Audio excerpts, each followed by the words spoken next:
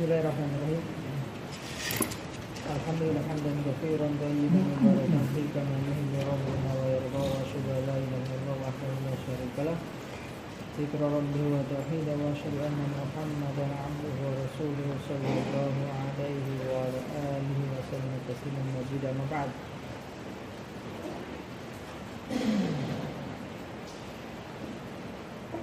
Siapa yang akan membaca doa setelah tasyahud sebelum salam?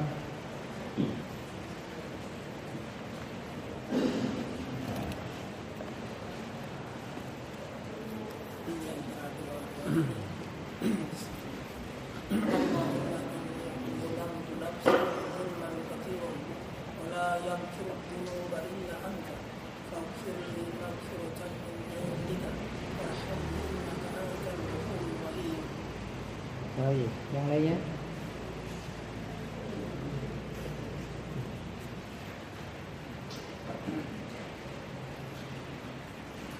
Allahumma hasibni hisaban yasira. Baik. Baik, yang lainnya? Allahumma hasibni hisaban yasira. Allahumma hasibni hisaban yasira.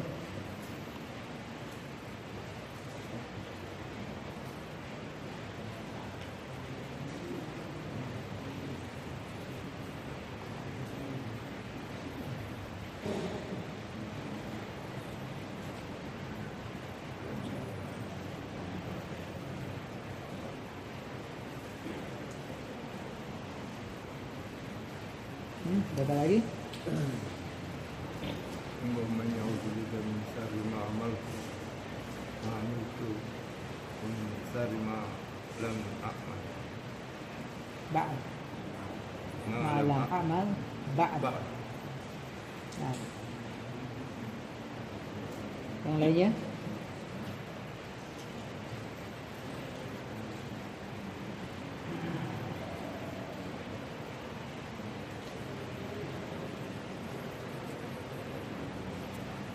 Allahumma inni as'aluka ya Allah al-wahidul ahad as-samadul ladzi lam yalid wa lam yulad wa lam yakul lahu kufuwan ahad.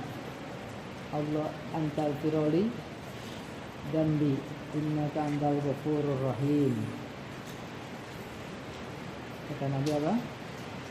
Qad ghafara lahu.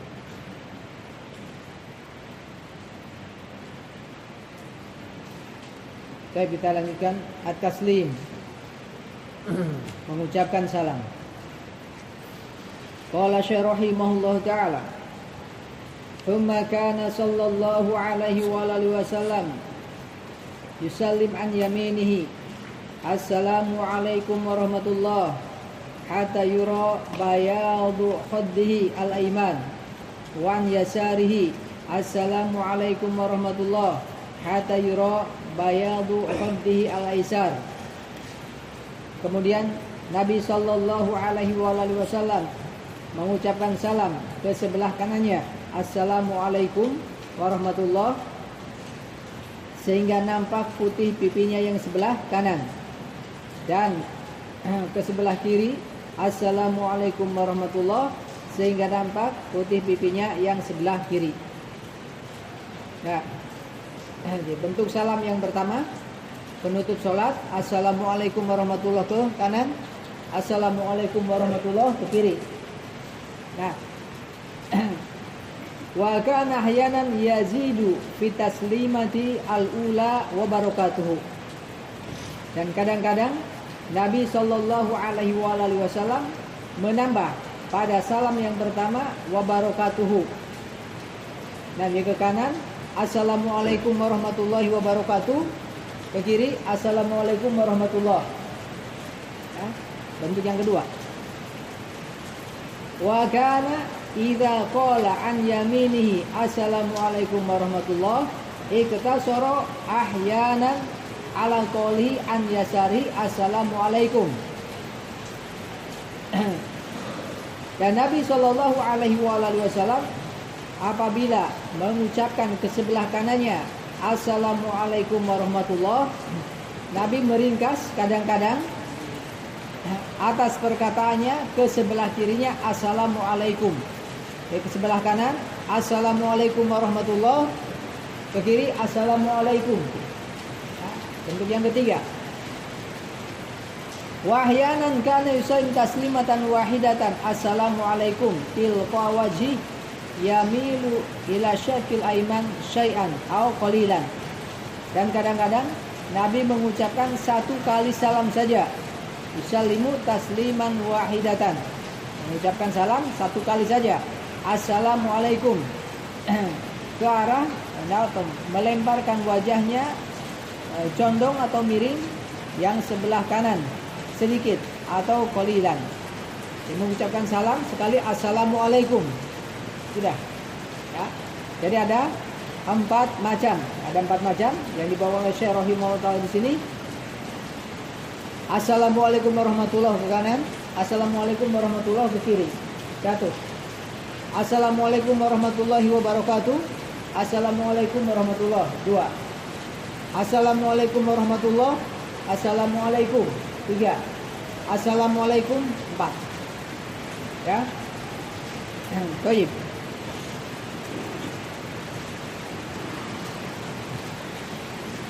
Wa kana yushiru bi aydihim idza sallamu 'anil yamini wa 'an shimali. Fara'ahum Rasulullah sallallahu alaihi wa alihi wasallam faqala ma sya'nukum tushiruna bi aydikum ka'annaha adnabu khayli syams. Idza sallama ahadukum falyaltafit ila sahibihi wa la yumil bi yadihi. Falamma sallau ma'ahu aidan lam yaf'alu dzalika. Wa fi riwayatin innama yakfi ahadukum ayyadha yadahu ala fakhidhihi thumma yusallim an akhihi man ala yaminihi wa shimalihi. Wa kanu yushiruna bi aydihim. Dan dulu para sahabat berisyarah dengan tangan-tangan mereka apabila mereka salam ke sebelah kanan dan ke sebelah kiri. Maka Nabi Shallallahu Alaihi Wasallam melihat mereka, kemudian Nabi mengatakan, "Masya'nukum tushiruna bi aydikum." Apa atau kenapa urusan? Mengapa kalian? Masya'nukum. Apa urusan kalian? Berisyarah dengan tangan-tangan kalian seperti ekor kuda liar. Khailus syams. Apabila seseorang di antara kalian salam, maka berpalinglah ke sebelah ke temannya, falyaltafit ila sahibi, maka menengoklah atau berpalinglah kepada temannya dan jangan memalingkan dengan tangannya atau jangan berisyarah dengan tangannya. Maka ketika mereka sholat bersama Nabi Sallallahu Alaihi Wasallam, mereka tidak melakukan yang demikian.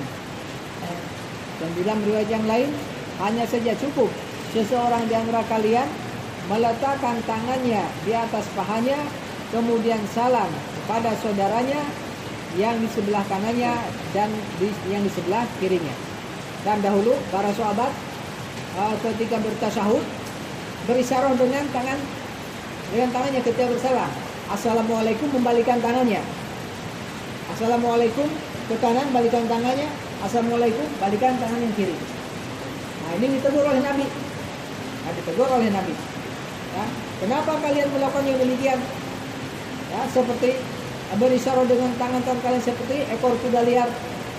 Ya, hanya saya cukup seseorang di antara kalian kalau salam menengok kepada temannya yang sebelah kanan, menengok pada temannya yang sebelah kiri.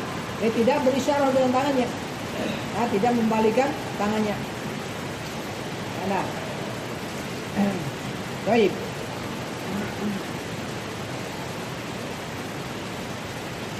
Wujubus salam. Wa kana sallallahu alaihi wa alihi wasallam yaqul nuqat wa tahliluha yakni as-salat at-taslim.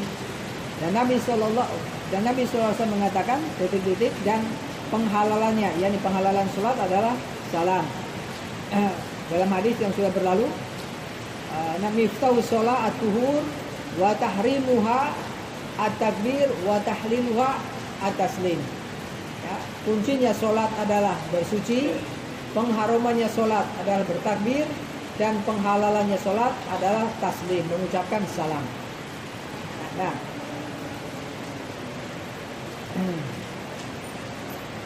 al-khatimah, penutup. Qala Syekh rahimahullah ta'ala, kullu ma taqaddama min sifati sholatihi sallallahu alaihi wa alihi wasallam yastawi fihi ar-rijal wan nisa. Semua yang sudah berlalu, kullu ma taqaddama, semua yang sudah berlalu atau yang sudah terdahulu dari sifat sholat Nabi sallallahu alaihi wa alihi wasallam meliputi padanya laki-laki dan perempuan, yakni berlaku untuk laki-laki dan untuk perempuan. Walam yarid fi sunnati ma yaqtadi istisna an-nisa min ba'di dzalika. Dan tidak ada, walam yarid, tidak ada di dalam sunnah apa-apa yang mengharuskan ma yaqtadi, mengharuskan, istisna, memperkecualikan, apa-apa yang mengharuskan memperkecualikan kaum wanita dari sebagian yang demikian. Dia tidak ada, dan sebagian riwayat dan tentang sifat sholat Nabi mengkhususkan sebagian wanita, hanya berlaku untuk wanita saja, tidak berlaku untuk laki-laki. Ya, tidak ada. Bal inna umuma qawlihi sallallahu alaihi wa alihi wasallam sallu kama ra'aitumuni usolli yashmuluhunna. Bahkan sungguh keumuman sabda Nabi sallallahu alaihi wa alihi wasallam, solatlah kalian sebagaimana kalian melihat aku solat. Yasmuluhuna, ini meliputi kaum wanita. Ya, solatlah kalian sebagaimana kalian melihat aku solat. Ya, jadi solatnya wanita, nah, hendaklah mencontoh solatnya Nabi sallallahu alaihi wa alihi wasallam. Wa huwa qaulu Ibrahim an-Nakhai qala taf'alul mar'atu fi sholati kama yaf'alur rajul. Dan ini adalah pendapatnya Ibrahim an-Nakhai. Beliau berkata, wanita melakukan di dalam sholatnya, wanita melakukan di dalam sholatnya seperti apa yang dilakukan oleh laki-laki. Seperti yang dilakukan oleh laki-laki. Akhrajahu Ibnu Abi Syaibah bi sanadin sahih anhu. Dikeluarkan oleh Ibnu Abi Syaibah dengan sanad yang sahih darinya. Wa hadits indimamil mar'ati fi sujud wa annaha laysat fi dzalika karrajul mursalun la hujjata fihi. Dan hadis indimam al-mar'ah ketika sujud, bahwasanya wanita itu tidak seperti laki-laki dalam hal itu adalah mursal, tidak bisa dijadikan hujah padanya, tidak ada hujah padanya. Disebutkan dalam hadis tersebut bahwasanya ketika sujud laki-laki adalah membuka tangannya, yang membuka tangannya. Nah, kemudian bagi wanita katanya tangannya disimpan di bawah dadanya, disimpan di bawah dadanya, indimam. Nah ini kata Syekh Albani, alasannya kenapa? Karena wanita itu tidak seperti laki-laki. Wanita itu disunahkan untuk menutup, untuk menutup. Nah, jadi ada hadis indimam untuk wanita. Jadi mengumpulkan tangannya di bawah dadanya. Nah, kata Syekh, hadis tersebut mursal. Hadis tersebut mursal. Hadis mursal termasuk hadis yang dhaif, termasuk ke dalam golongan hadis yang dhaif, sehingga kata Syekh la hujjata fi, tidak ada hujah padanya. Ya, tidak ada hujah padanya. Ya, nah. An Yazid bin Abi Habib wa huwa makhraj fi dhaifah. Dari Yazid dari Abu Habib, dan hadis tersebut dikeluarkan dalam al-dhaifah. Wa amma ma rawahu al-Imam Ahmad fi masail ibnihi Abdillah anhu an Ibni Umar annahu kana ya'muru nisa'ahu yatarabba'na fi shalah fala yasi isnaduhu li'anna fihi Abdullah bin Umari wa huwa dhaif. Adapun apa yang diriwayatkan oleh Imam Ahmad di dalam kitab Masail ibnihi, ya, kitab Masail 6 anaknya yaitu Abdullah dari Imam Ahmad dari Ibnu Umar bahwasanya Ibnu Umar radhiyallahu anhu memerintahkan kaum wanita atau wanita-wanitanya untuk duduk bersila, ya tarobba'na, duduk bersila di dalam sholat, dan maka tidak sah sanadnya, tidak sahih sanadnya, karena di dalamnya terdapat Abdullah al-Umari, dan dia itu dhaif. Nah,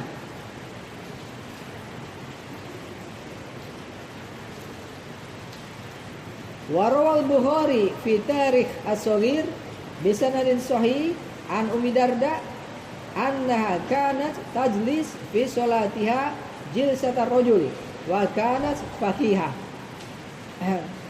Dan Imam Bukhari telah meriwayatkan di dalam kitabnya At-Tarikh As-Saghir halaman 95 dengan sanad yang sahih dari Ummi Darda bahwasanya dulu kaum wanita duduk di dalam sholatnya seperti duduk laki-laki, dan Ummu Darda faqihah, seorang wanita yang faqih. Nah, wa hadha akhir ma tayassara jam'uhu fi sifati sholatin Nabi sallallahu alaihi wasallam min takbiri ila taslim. Inilah akhir apa-apa yang mudah mengumpulkannya di dalam sifat sholat Nabi sallallahu alaihi wasallam dari takbir sampai salam. Wa arjullaha ta'ala ayyaj'alahu khalisan liwajhil karim wa hadiyan ila sunnati nabihi ar-raufur rahim. Dan aku berharap kepada Allah Ta'ala semoga Allah menjadikannya ikhlas karena wajahnya yang mulia dan menjadi petunjuk kepada sunnah nabinya yang maha pengasih lagi maha penyayang. Subhanallahi wa bihamdihi wa subhanakallahumma wa bihamdika asyhadu an la ilaha illa anta astaghfiruka wa atubu ilaik. Allahumma shalli ala Muhammad wa ala ali Muhammad wa barik ala Muhammad wa ala ali Muhammad kama shallaita wa barakta ala Ibrahim wa ala Ibrahim innaka Hamidum Majid. Dan selanjutnya ditanyakan.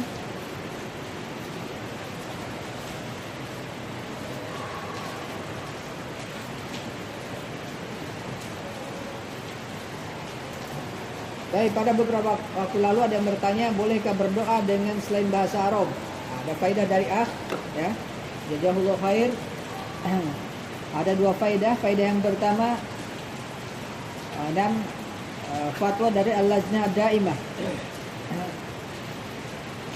Al-Lajnah Daimah mengatakan yad'ullah ta'ala fi sholatihi wa fi ghairi sholatihi bil lughatil arabiyyah wa bi ghairiha min al-lughat ala hasbi ma tayassara lahu wa la tuqilu sholatuhu idza da'a fiha bi ghairi lughatil arabiyyah wa yanbaghi lahu idza da'a fi sholatihi ayataharra ma thabata 'ani nabi sallallahu alaihi wa alihi wasallam min adiyati fi sholati. Artinya boleh dia berdoa kepada Allah Ta'ala dalam sholatnya dan di luar sholatnya dengan menggunakan bahasa Arab atau yang selainnya dari berbagai bahasa yang mudah baginya, dan itu tidak membatalkan sholatnya apabila dia berdoa di dalam sholatnya menggunakan bahasa selain bahasa Arab. Namun dianjurkan untuknya berdoa dengan memilih apa yang telah diriwayatkan dari Nabi sallallahu alaihi wasallam dari doa-doa di dalam sholat. Ini fatwa ada Al-Lajnah Daimah nomor fatwa 5782. Kemudian faedah yang lainnya yaitu dari fatwanya Syekh Utsaimin rahimahullah taala. Beliau ditanya, apakah boleh berdoa dengan bahasa Inggris ketika sujud dalam sholat bagi orang-orang yang tidak bisa berbicara dengan bahasa Arab? Jawab Syekh, ya boleh orang yang tidak mengerti bahasa Arab untuk berdoa dengan bahasanya, karena Allah subhanahu wa ta'ala mengetahui apa yang dimaksud oleh orang yang berdoa, sama saja ketika sholat atau di luar sholat. Syekh Ibnu Taimiyah rahimahullah taala, Fatwa ala Thariq, halaman 684, nomor 1540. Nah,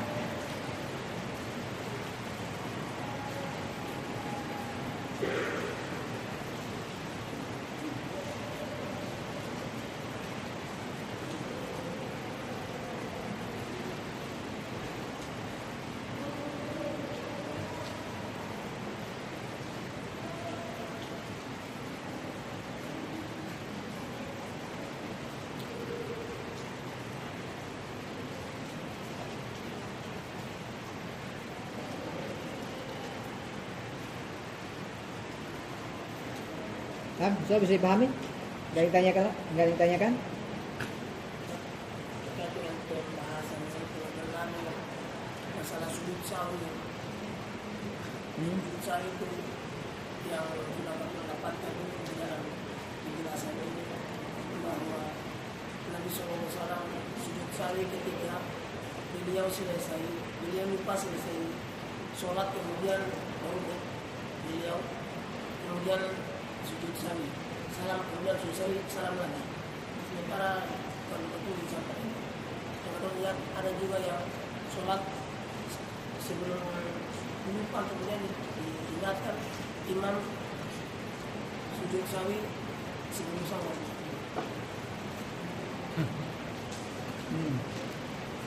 Jadi sujud sahwi dilakukan ada yang setelah salam, ya, setelah salam, kemudian sujud sahwi kemudian salam.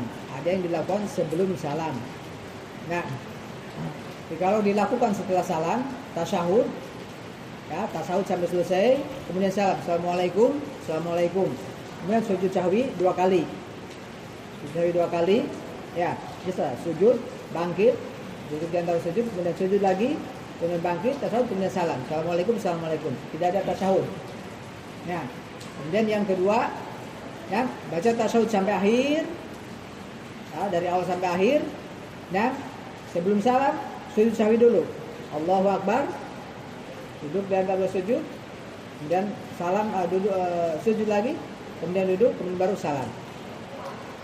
Nah, begitu.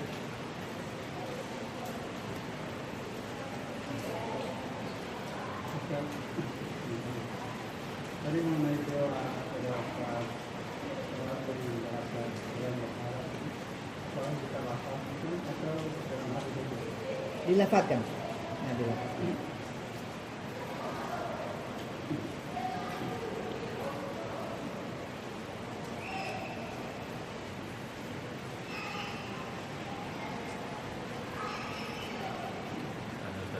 Ya.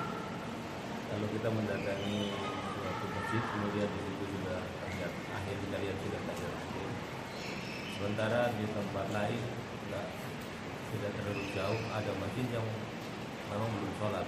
Apakah kita mengikuti yang sudah terlambat atau kita pindah ke masjid yang lain yang kita mendapatkan takbir pertama?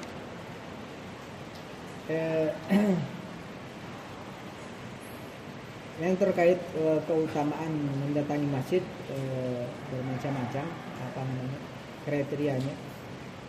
Ada yang ditinjau dari penegakan sunnah. Jadi utamakan mendatangi masjid yang menegakkan sunnah. Ya. Kemudian masjid yang banyak jamaahnya. Kemudian masjid yang lebih lama berdiri di situ. Jadi kalau kemudian masjid yang lebih dekat dengan tempat tinggal kita.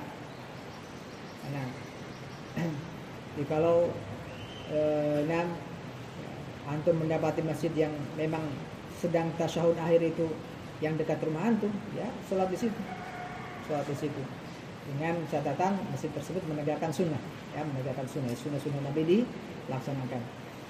Nah, jadi kalau misalkan masjid yang di dekat rumah antum, ya, sholatnya, ya, campur-campur bid'ah, dan sementara yang agak jauh dari rumah antum misalkan menegakkan sunnah, ya antum pergi ke masjid yang menegakkan sunnah walaupun agak jauh.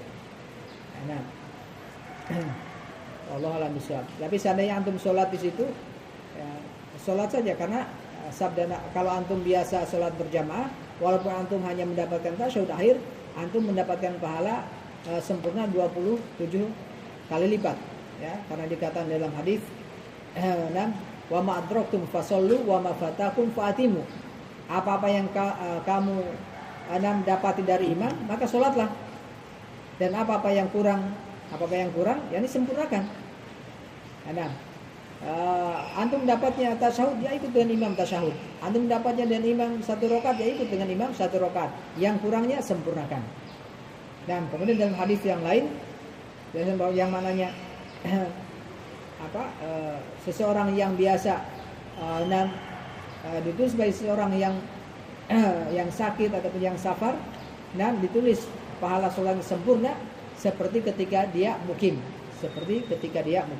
Dan jikalau 6 orang tersebut memang biasa berjamaah, ketika ada udzur dan dia menginginkan sehingga tidak bisa mendatangi sholat berjamaah, tapi dia tetap meniatkan atau berkeinginan untuk mendatangi jamaah, dia tetap mendapatkan pahala berjamaah walaupun dia tidak mendatangi jamaah tersebut.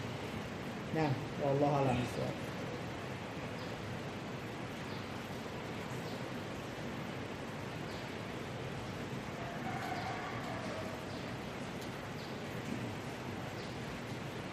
Terkait dengan sholat-sholat sunnah di luar pembahasan sifat ulama, tengah-tengah masalah sholat-sholat suruh. Sholat-sholat suruh dikerjakan di waktu seseorang punya dulu berzikir, kemudian waktunya dia sholat. Apakah dia sholat itu sebagaimana sholat-sholat duha atau itu tercatat sendiri tidak termasuk sholat duha? Jadi berapa rakaat Sholat sunnah syuruk, kalau Syekh bin Utsaimin rahimahullah taala, menjelaskan dalam Syahrul Rabiul Sholihin, sholat sunnah syuruk itu awal sholat duha, awal waktu sholat duha. Karena ada sebagian yang menjelaskan ya sholat sunnah tersendiri, yaitu ketika matahari naik kurang lebih 15 menit setelahnya. Jadi bukan pas matahari terbit, kemudian sholat sunnah, karena itu waktu yang dilarang, waktu yang terlarang untuk sholat ketika matahari terbit dan ketika matahari terbenam. Jadi sholat sunnah syuruk itu dilakukan kurang lebih 10 menit ataupun 15 menit setelah matahari terbit. Jadi bukan pas matahari terbit. Kalau antum melihat di jadwal itu ada terbit atau ada syuruk, itu waktu matahari terbit, bukan waktu sholat itu waktu yang terlarang. Jadi diperkirakan 10 ataupun 15 menit dan setelah itu. Jadi kalau Syekh bin Utsaimin menjelaskan syuruk itu awal waktu duha. Kaifiahnya sama dengan sholat yang lainnya. Kalau sholat sunnah syuruk ya berarti hanya 2 rakaat. Tapi kalau sholat sunnah duha itu tidak terbatas. Mau 2, mau 4, 6, 8 dan seterusnya. Wallahu a'lam bishawab. Dan akhir sholat duha sesaat sebelum matahari istiwa. Yakni sebelum matahari di tengah-tengah langit. Karena matahari tengah-tengah langit waktu terlarang untuk sholat. Wallahu a'lam bishawab. Dan yang afdal untuk sholat duha ya menjelang akhirnya. Yang afdal untuk sholat duha kata Syekh bin Utsaimin menjelang akhirnya. Menjelang akhir waktu duha. Wallahu a'lam bishawab. Berkaitan dengan mengkosor sholat dari sisi jarak itu, Mengkosor sholat dari sisi jarak perjalanan. Dari jarak safar. Yang pembatasan safar, jarak safar itu ya, para ulama khilaf. Karena tidak ada pembatasan yang jelas berapa kilonya, berapa mil. Sehingga para ulama menjelaskan kalau tidak ada pembatasan jarak di dalam syariat akan kembali kepada kebiasaan, dan satu tempat. Nah, misalkan kita bermukim di Ambon sini, nah yang dikatakan safar itu dari bagaimana? Ya. Nah, ya misalkan dari Ambon sini, misalkan mau ke mana? Liang, apakah itu dikatakan safar? Sekarang keadaan sekarang, apakah dikatakan safar kalau dari Ambon ke Liang? Nah, orang safar, kalau saya semen orang safar itu dilihat dari perbekalannya, persiapannya. Ya, kalau orang safar kan biasa mempersiapkan bekal untuk perjalanannya, bekal untuk tempat safarnya. Nah, maka itu dikatakan safar. Nah, tapi kalau misalkan ya biasa-biasa saja, tidak sibuk mempersiapkan bekal untuk di saat di perjalanannya atau di tempat safarnya, maka itu bukan safar walaupun perjalanannya jauh. Nah, sehingga kembali pada kebiasaan pada satu tempat. Ada juga yang membatasi, tapi saya lupa pembatasan berapa kilonya. Kalau tidak salah saya bisa Taimiyah membatasi, ya ada pembatasan berapa kilo baru dikatakan safar. Tapi wallahu a'lam bishawab, karena tidak ada pembatasan di dalam syariat ini jaraknya berapa kembali pada kebiasaan. Nah, ada kebiasaan di tempat tersebut.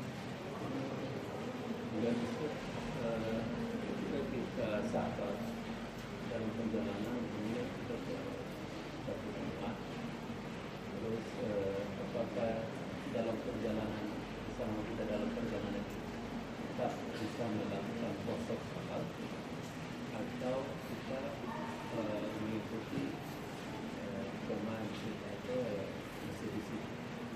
Selama kita safar boleh mengkosor, boleh menjamak. Nah, kalau tidak ada jamaah di tempat tersebut, yaitu masyarakat di situ, maka kita mengkosor dan menjamak. Tapi kalau misalkan di tempat kita safar misalkan ada jamaah, nah, maka kita bisa mengikuti jamaah dan mereka. Jadi selama safar kita mengkosor, tidak disempurnakan. Yang 4 rakaat hanya 2 rakaat saja. Nah, selama safar. Nah, wallahu a'lam. Safar ya selama kita tidak niat mukim di satu tempat maka dikatakan safar.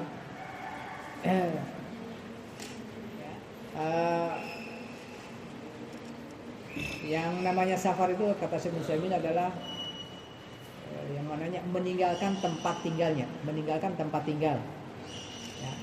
Ya, misalkan kita ya pergi ke daerah misalkan ya ke Jawa sana, ya, nah, tapi ke sana ya tidak bukan niat mungkin misalnya tugas, ya selama di sana tetap dikatakan musafir. Bisa walaupun 1 bulan, walaupun 2 bulan, walaupun 1 tahun. Nah, tapi ada juga yang membatasi, seperti Imam Syafi'i membatasi 3 hari saja. 3 hari itu dikatakan musafir. Setelah itu namanya mukim. Nah, dan para ulama juga khilaf di dalam. Wallahu a'lam.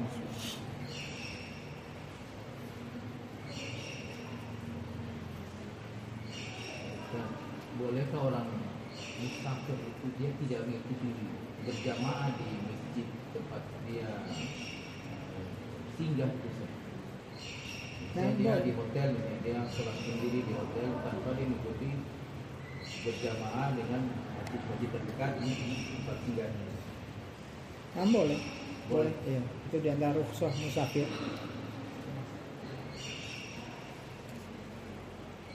Ketika kita musafir, kalau bertepatan dengan Jumat, hari Jumat di tempat apakah kita bisa meninggalkan sholat Jumat atau gimana?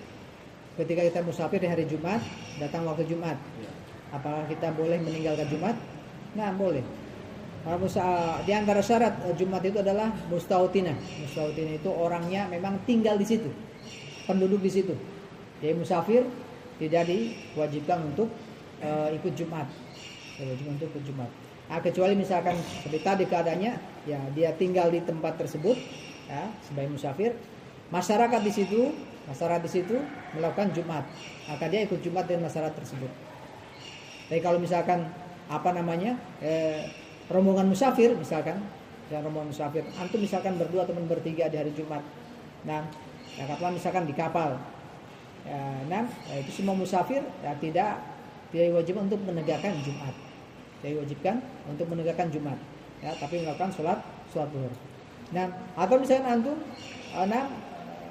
melakukan safar di hari Jumat, datang waktu Jumat, tapi antum tetap terus berjalan, meneruskan perjalanan, maka antum melakukannya sholat zuhur. Nah, wallahu a'lam bishawab.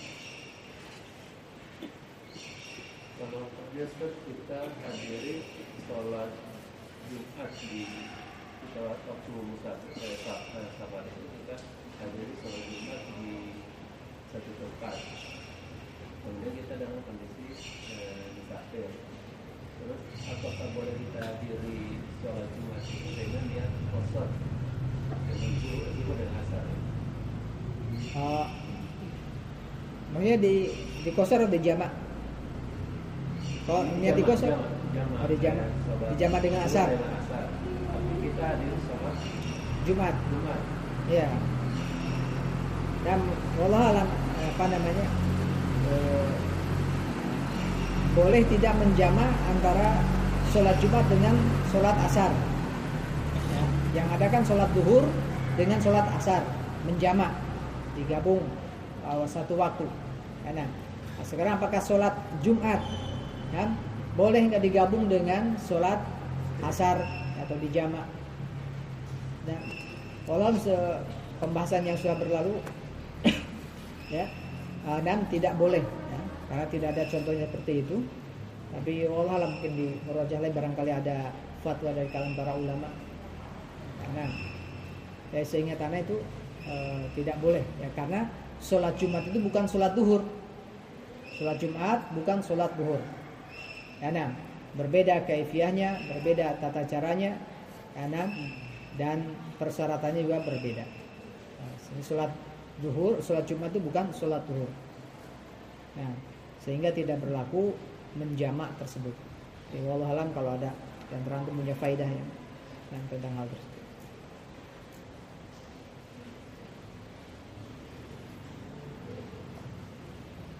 Jadi sholat Jumat dilakukan pada waktunya, sholat asar dilakukan pada waktunya.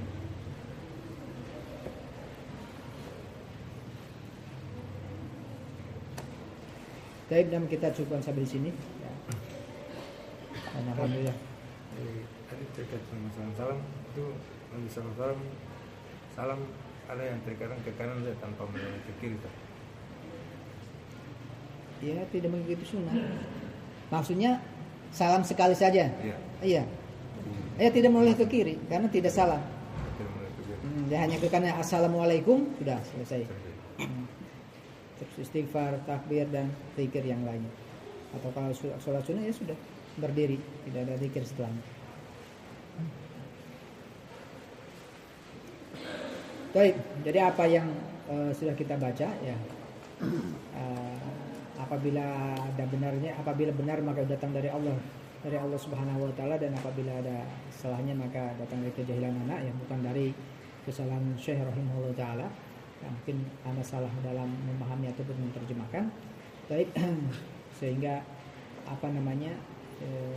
jangan dijadikan sandaran pokok. Misalkan antum nanti mendapatkan faidah yang lainnya, ya, yang mungkin berbeda dengan apa yang anda dapatkan, ya silahkan, ya, antum mengamalkan yang mana saja, ya. Nah, kalau itu yang antum yakini apa yang benar itu apa yang faidah yang antum dapatkan, ya silahkan, ya. Nah, fa barakallahu fikum, ala kulli hal, di dalam kita beramal, dan kita beramal adalah di atas hujjah, di atas ilmu, ya, di atas dalil, ya. Nah, jangan karena fanatik ataupun ta'assub, ya, nah, ini dari ustaz saya, ini dari syekh saya, ya, atau ini dulu belajar saya begini, nah, tidak, ya. Nah, Fa barakallahu fikum.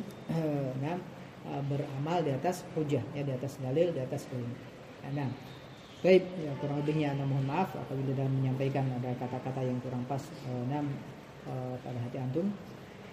Kita akhiri subhanakallahumma bihamdik asyhadu an la ilaha illa anta astaghfiruka wa alhamdulillahirabbil alamin. Kita pikir dulu.